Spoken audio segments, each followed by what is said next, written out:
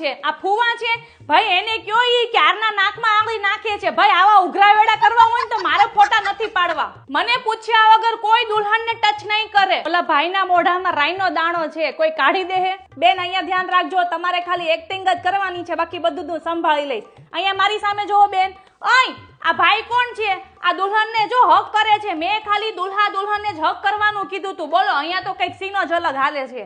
બોલો લ્યો, આ દુલ્હા રાજાને તો કુલુ મનાલીનું પડ્યું છે. બોલ, અહીંયા આખો એનો હિમાલય પડી ગયો, ઈ એને નથી દેખાતો. આય દુલ્હા રાજા, આ તમારી દુલ્હનને ઊભી કરો ભાઈ. માસી હવે તમે મારી આંખની સામે આવ્યા ને જેટલા ફોટા પાડ્યા છે ને બધાય હું ડિલીટ કરી નાખીશ. શું કીધું તે? દુલ્હા દુલ્હનને હેલિકોપ્ટર માંથી શૂટિંગ કરવું છે? એને કઈ તમે જ્યારે ઘોડિયામાં હતા ને ત્યારે તમારે ધુપકો મારવાની જરૂર હતી. ઓય ભાઈ, તમે જરીક આમ આઘાર્યો ને એનાથી તમે જોઈ નથી ક્યારેય? બેન તમે મારા કેમેરાનો તો વાગ કાઢતા જ નહીં. આ લાઈનમાં છે ને હું 5 વર્ષથી છું અને હું પ્રોફેશનલ ફોટોગ્રાફર છું. પ્રોબ્લેમ તો તમારા મોઢામાં છે. આડાવડું હોય તેમાં હું શું કરું?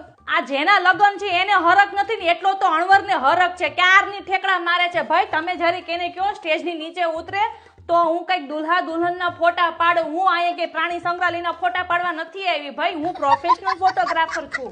હું અહીંયા ક્યારની રાહ જોઉં છું. હજી સુધી મને દુલ્હા દુલ્હન તો દેખાણા જ નથી. આજુબાજુ વાળા જ મને દેખાય છે અહીંયા. હું કોઈના અહીંયા ફોટા પાડવા નથી આવી. દુલ્હા દુલ્હનના જ હું ફોટા પાડીશ.